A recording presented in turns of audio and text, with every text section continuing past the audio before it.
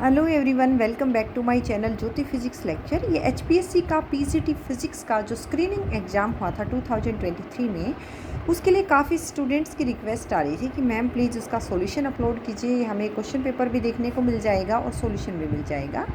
अभी जो है इसके लिए नई एडवर्टीज़मेंट हो चुकी है, तो आई होप आप सब तैयारी कर रहे होंगे, आपके लिए सॉल्यूशन यूज़फुल रहेगा। तो फर्स्ट क्वेश्चन क्या हुआ है, for principal quantum number n equal to 3 the possible values of orbital quantum number l are। अगर आपके पास principal quantum number n equal to 3 given है तो ऑर्बिटल क्वांटम नंबर की क्या वैल्यू होंगी। आंसर आ रहा है 0 1 2। कैसे, देखिए हमें n equal to principal quantum number 3 given है तो l कौन सी वैल्यूज़ ले सकता है, 0 से n माइनस 1। अगर आपको किसी को orbital quantum number principal quantum number का ध्यान नहीं है तो मैंने BSc honours atomic and nuclear physics की प्लेलिस्ट में मिल जाएगा आपको all quantum number associated according to vector atom model. तो एल वैल्यू ले सकता है 0 से n माइनस 1। n मेरे पास 3 था तो 0 से 3 माइनस 1, 0 से 2 यानी 0 1 2। First option is correct answer. Next question क्या है, if the temperature of the sink of Carnot engine is absolute 0 then its efficiency is. Answer आ रहा है 100%। देखिए ये ऑप्शन बार बार है, क्वेश्चन नोट अटेम्प्टेड, जो कि आज का स्टार्ट हो गया है। लास्ट ऑप्शन, किसी भी क्वेश्चन के आंसर को ब्लैंक नहीं छोड़ना है, अदरवाइज ही फिफ्थ ऑप्शन रहेगा। तो एफिशिएंसी किसी भी इंजन की क्या होती है, 1 minus T2 by T1 into 100। T2 temperature of sink, T1 temperature of source into 100। 1 minus T1 की कोई नॉलेज नहीं थी, यहाँ पे कोई इन्फॉर्मेशन नहीं गिवन है। T2 मेरे पास 0 गिवन है बाई T1 यानी इंटू 100। 100% आंसर इसका आ रहा है। Third option is correct answer.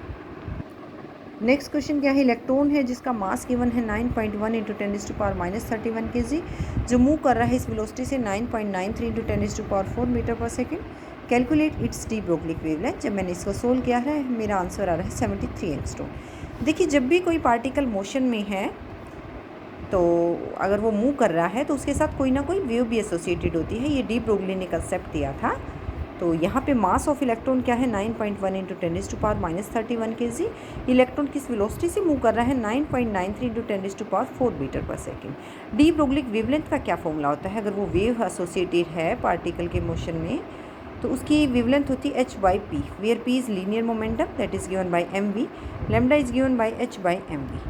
h की वैल्यू है 6.6 into 10⁻34 by mass of electron है 9.1 इंटू 10⁻31। वेलोसिटी गिवन है 9.93 into 10⁴। It comes out to be 0.073 into 10⁻7 और you can say 73 angstrom. 1 angstrom is equal to 10⁻10 metre. Second option is correct answer. De Broglie concept में हमेशा question आएगा। Next question था, ये particle physics का था, direct था। ग्लूऑन्स और particles that carry strong force. Next question है हमारे पास, स्प्रिंग कांस्टेंट है जिसका फोर्स कांस्टेंट की है उसको मैंने दो पार्ट्स में डिवाइड कर दिया, तो मेरे फोर्स कांस्टेंट पर क्या इफेक्ट आएगा। स्प्रिंग को मैंने दो इक्वल पार्ट्स में, तो देखिए फोर्स हमारे पास क्या गिवन होती है, K इंटू एक्स। मैग्नीट्यूड अगर मैं लूँ हुक्स लॉ से, K मेरे पास फोर्स कांस्टेंट, एक्स जो एक्सटेंशन आ जाती है स्प्रिंग में। मैंने स्प्रिंग को दो पार्ट्स में डिवाइड कर दिया, तो यहाँ से मेरी क्या हो गई, एक्सट्रेस क्या हो गई, एक्स बाई एक्सटेंशन जिसको कह रही हूँ मैं, एक्स बाई 2 हो गई, हाफ हाफ हो गई। के डैश क्या हो गया, न्यू फोर्स कांस्टेंट। अब मुझे के डैश में और के में रिलेशन निकालना है। देखिए फोर्स यहाँ पे के डैश एक्सट्रेस हो गई और एक्सट्रेस की वैल्यू क्या है, एक्स बाई 2, के डैश इंटू एक्स बाई 2। दोनों को मैं कंपेयर कर दूँ, के एक्स इंटू के एक्स इक्वल टू के डैश एक्स बाई 2। यहाँ से मैंने कंपेयर किया, मुझे वैल्यू निकालनी है के डैश की, किसकी टर्म्स में, के की में। एक्स से x cancel out, k dash comes out to be 2k। यही आंसर आ रहा है। नेक्स्ट क्वेश्चन देखते हैं। नेक्स्ट क्वेश्चन आया हुआ है, the forbidden band of A solid lies between conduction band below the conduction above the valence between the conduction and valence can not be located. देखिए मेरे पास वैलेंस बैंड है, ये conduction band होता है। तो फोरबिडन बैंड जो है आपका कहाँ लाई करता है, दोनों के मिड में लाई कर रहा है, तो दोनों के बीच में लाई कर रहा है। ये डिपेंड करेगा, पी टाइप की डोपिंग करेंगे, एन टाइप की डोपिंग करेंगे, उसके अकॉर्डिंग इसमें वेरिएशन आ जाता है। तो दोनों के बीच में लाई कर रहा है, between the conduction band and valence band. Next question optics का डायरेक्ट आया हुआ था, the condition for the achromatism of the lenses in contact is ω1 by f1 plus ω2 by f2 is equal to 0। हमारे पास ये वाली कंडीशन होती है where f1 and f2 क्या होती है, मेरे पास फ्रीक्वेंसीज होती है। तो यहाँ से इसका ये कम्बिनेशन होता है। नेक्स्ट क्वेश्चन देखते हैं। ये देखिए, मैच करना था आपको energy of thermal neutron, energy of X rays, photo electric threshold of a metal, binding energy per nucleon. ये बाइंडिंग एनर्जी पर न्यूक्लियन तो सबको ही याद रहती है, कितनी होती है अगर मैंने एवरेज लूँ तो that is 8 mega electron volt. तो फोर्थ का तो फोर्थ से कनेक्शन हो गया। अब आपको पता है एनर्जी ऑफ थर्मल न्यूट्रॉन बार बार होती है, केटी से निकालते हो आप, ये आती है मेरी थर्मल न्यूट्रॉन यानी 25 डिग्री सेल्सियस पे जो एनर्जी होती है। अब मैं एनर्जी को इलेक्ट्रॉन वोल्ट में लेती हूँ तो 0.025 इलेक्ट्रॉन वोल्ट। तो ये कम्बिनेशन हो गया। Energy of X rays, energy of X rays मेरी क्या है 10 kilo electron volt. Last one रह गया फोटो इलेक्ट्रिक थ्रेशोल्ड कितनी चाहिए 3 इलेक्ट्रॉन वोल्ट। तो यहाँ से आप कर सकते हो इसको, ये मैंने दिखाया है। Binding energy 8 mega electron volt, energy of thermal neutron 0.025, energy of X-rays 10 kilo electron volt और photo electric threshold 3 electron volt. Next question आया हुआ था, यहाँ से भी क्वेश्चन आपका नेक्स्ट भी एग्जाम में 100% आएगा। हाइड्रोजन एटम है, उसमें हमारे पास 5 सीरीज होती है, तो कहाँ ट्रांजिशन हो रही है।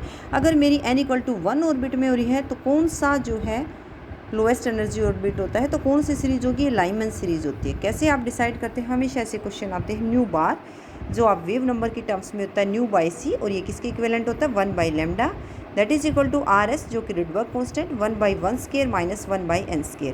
यानी मेरी n=1 स्टेट में ट्रांजिशन हो रही है, कहाँ से, ग्रेटर देन 1 से, 2 से भी हो सकती है, 3 से भी, 4 से भी, इस तरह से होती है। तो n2 3 4, तो मिनिमम जो लोएस्ट में हो रही है वो होती है लाइमन सीरीज। इसी तरह से मैं बाल्मर की बात करूँ, RH 1/2² आ गया, यानी n=2 ऑर्बिट में मेरी आएंगी, कहाँ से, 3 से, 4 से, 5 से, इस तरह से ये बाल्मर सीरीज आ गई। इसी तरह से पास्चन सीरीज़ है, 3 में हो रही है मेरी ट्रांजिशन, तो पास्चन में, और n क्या रहेगा, greater than this one, greater than this one. इसी तरह से ब्रैकेट 1/4² में अगर मेरी 4 स्टेट में और 4th ऑर्बिट में ट्रांजिशन हो रही है। इसी तरह से अगर 5th में हो रही है तो पी फंड हो रही है। तो आप देख पा रहे हो लाइमल बार, इसको याद रखने का तरीका है Lyman Balmer Paschen Brackett Pfund. जैसे जैसे आप लाइमन से बाल्मर की तरफ जा रहे हो तो मेरा ये जो ऑर्बिटल नंबर है, या आप कह लो n=1 था, या 2 पे जाके ट्रांजिशन हो रही, फिर 3 पे, फिर 4 पे, फिर 5 पे, और कौन से स्टेट से होंगी वो हमेशा इससे ग्रेटर रहेगा। तो इस तरह से n=1 क्वेश्चन आया हुआ था, यानी n=1 लाइमन सीरीज़ हो गई। तो इसका ये करेक्ट आंसर है। इसी तरह से मैं सॉल्यूशन कंटिन्यू करूँगी। Thank you all.